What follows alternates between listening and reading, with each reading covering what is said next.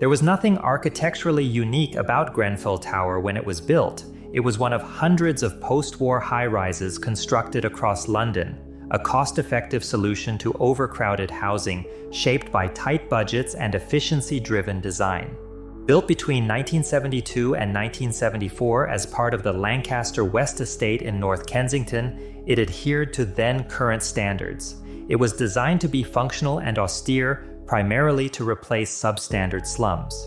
Like many other post-war towers in London, Grenfell relied on compartmentalization, a fire safety principle that assumed individual flats could be sealed off during a blaze, thereby eliminating the need for full building evacuations in an emergency. For decades, the tower served its purpose, but by the early 2000s, residents began facing the building's decay, including failing heating systems, broken lifts, inadequate insulation, and also a deepening sense of abandonment by the management. A tenacious residents association called the Grenfell Action Group documented these issues relentlessly online. Their blog eventually became a grim chronicle of warnings, including reports of fire safety failures, blocked exits, and pleas for accountability that were ignored or lost in bureaucratic delays. Following years and years of delays, the long-awaited refurbishment finally began in 2012 with an £8.7 million budget, touted as a modernization miracle that would slash energy costs by 40% while also giving the tired concrete tower a sleek new skin. Rydon Construction secured the contract by submitting the lowest bid, nearly £800,000 under the nearest competitor. But these savings were achieved via dangerous substitutions that proved to be fatal. Rydon Construction opted to downgrade the original zinc cladding specification to aluminum composite material, or ACM for short, with a polyethylene core, a kind of material that cost just £2 per square meter less than fire-retardant alternatives. This switch alone saved approximately £293,000, but increasing fire risk by 600% according to later expert testimony. The new cladding system was installed over polyisocyanurate insulation, known as PIR. Both materials are combustible under heat, and the combination of ACM and PIR had already been flagged in other countries as a fire risk. There were also fires in the UK that should have raised alarms, but the guidance in England was vague. The building regulations allowed some flexibility. Materials that were risky on their own could still be used if the overall system passed certain fire tests or assessments. In Grenfell's case, no full-scale fire test of the cladding system was ever done before it was installed. The safety claims were based on manufacturer data, certificates that didn't match the real-world setup, and a system of approvals that leaned heavily on assumptions. The work was complete by 2016. The exterior had been wrapped in the new cladding, the heating system was upgraded, and new windows were put in. But the fire protection systems like sprinklers, alarms, and escape routes stayed more or less the same. The tower also still had just one staircase, and there were no alarms in the hallways to alert residents in an emergency. The building looked new from the outside, but structurally, it was now far more vulnerable than it had been before. The fire began in flat 16 on the 4th floor, caused by an electrical fault in a hot-point fridge freezer that sparked the initial blaze. The resident, Behailu Kabedi, noticed smoke coming from behind the appliance and called emergency services at 12:54 a.m. He then knocked on his neighbors' doors to alert them before evacuating. The London Fire Brigade arrived within 6 minutes. At that point, the fire was still contained inside the flat, but by around 1:08 a.m., it had breached the window and ignited the cladding panels just outside. That was the critical moment, because once the flames reached the exterior, the fire changed behavior entirely. The aluminum composite material used in the cladding panels had a polyethylene core, as mentioned earlier, which is highly combustible. Behind it was a layer of rigid PIR insulation, which also flammable. Together, they created what fire experts would later describe as a chimney effect. The flames moved upward rapidly, feeding off the materials and the cavity between them. Within minutes, the fire had climbed past several floors.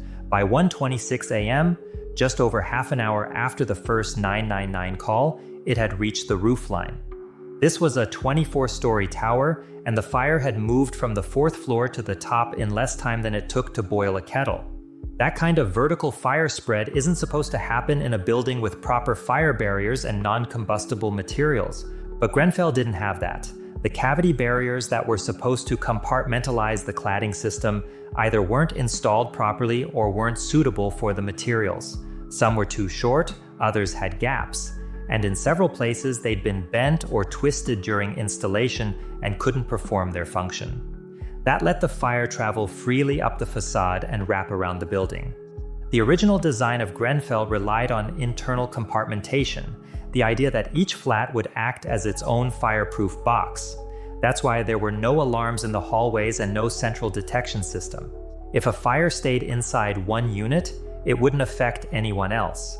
But once the fire spread externally and started breaking back in through windows and melted cladding, it caused the compartmentation to fail. And at this point, fire and smoke were entering flats on multiple levels at the same time. The residents inside were told to stay put. That was standard advice under London Fire Brigade policy. This policy was based on the assumption that compartmentation would hold, making it safer to remain inside rather than evacuate through smoke-filled stairwells.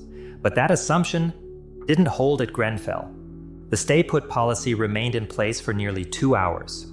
During that time, the fire entered dozens of flats, and thick smoke filled the hallways. The tower only had one staircase. There was no sprinkler system, no central alarm, and no effective smoke ventilation.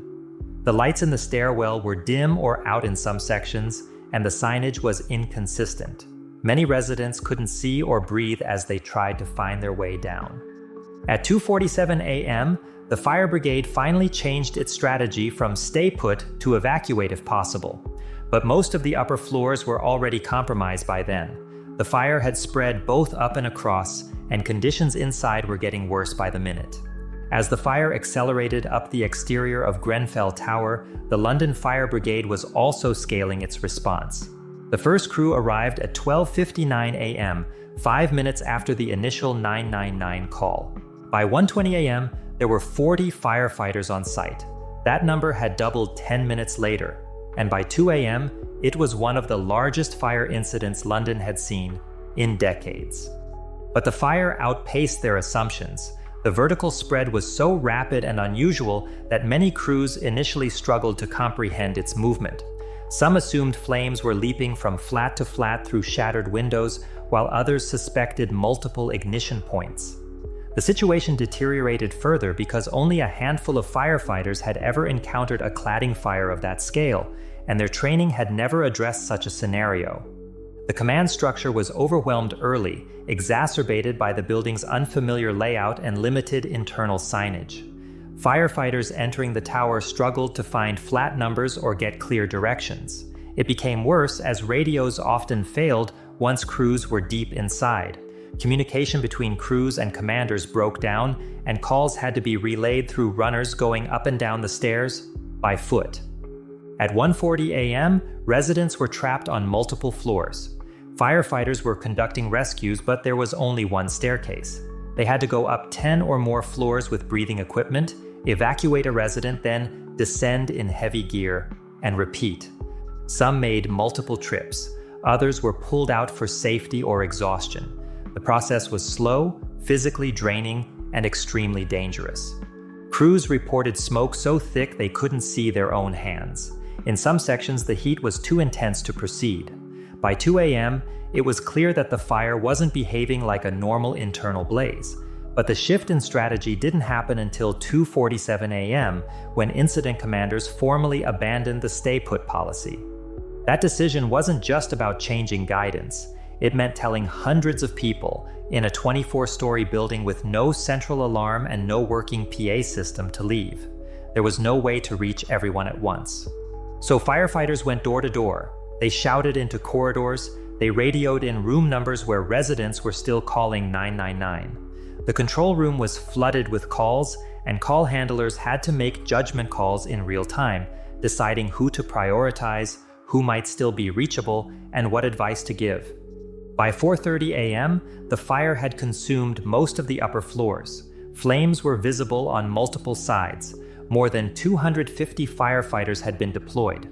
Some had gone in 5 or 6 times, and a few had to be rescued themselves. The cordon was chaotic outside. Family members, neighbors, and onlookers were kept back. People relied on word of mouth and social media updates to understand what was happening. The scale of what had happened at Grenfell was visible from across the city. The tower was still smoldering, smoke was drifting over West London, and the community around it had already started to respond. Local mosques, churches, and community centers opened their doors to residents before the council set up official assistance. Volunteers arrived with food, clothes, and phone chargers. People from across London dropped off supplies. Some even offered spare rooms or rides. But coordination was messy. There was no centralized system. Survivors were scattered between hotels, shelters, and friends' homes, and many had no idea where their neighbors or family members were. For days, people searched by going door to door or posting photos around the neighborhood. The local authority was also slow to respond. The council didn't publicly speak for over 24 hours, and when they did, it was through brief written statements. Council offices were closed, and there was no visible leadership on the ground.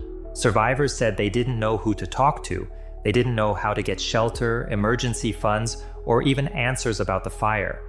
Meanwhile, central government tried to project control.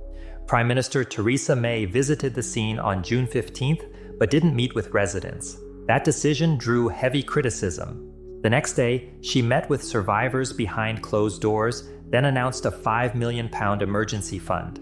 It included money for clothes, food, and other basic needs. But the rollout was slow. Some families reported delays, others weren't told how to access it. Confusion over eligibility and documentation created even more stress for people who had lost everything, including IDs. Housing became one of the biggest issues almost immediately.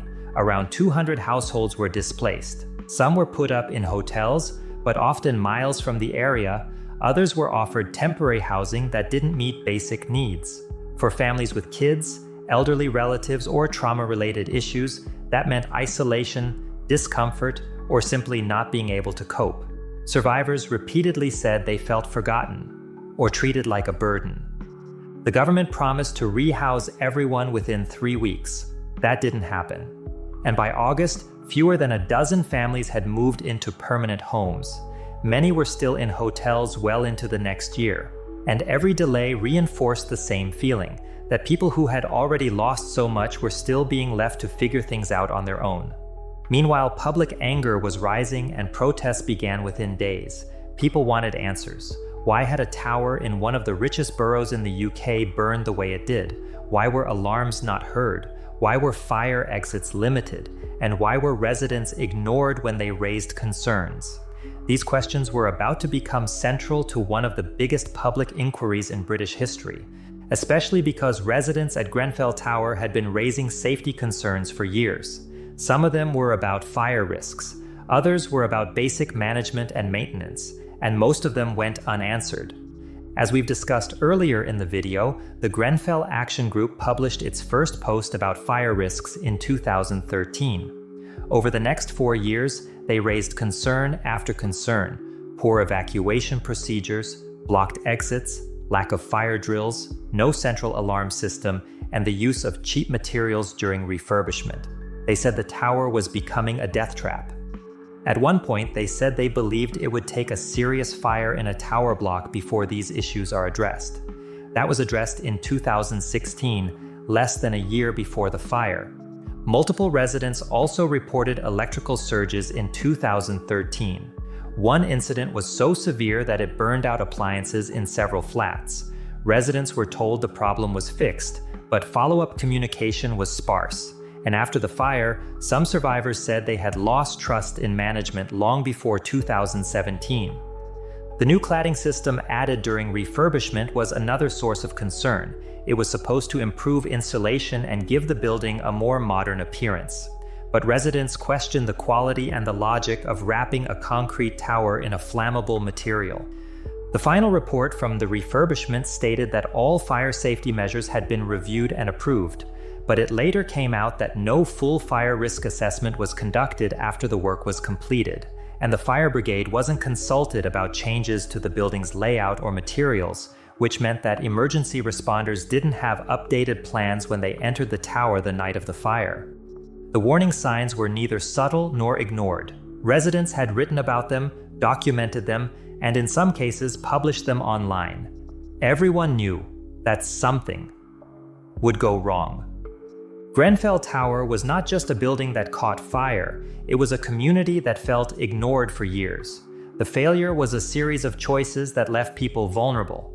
Understanding what happened means looking closely at those choices and making sure nothing like this happens again. May the souls of all the victims rest in peace.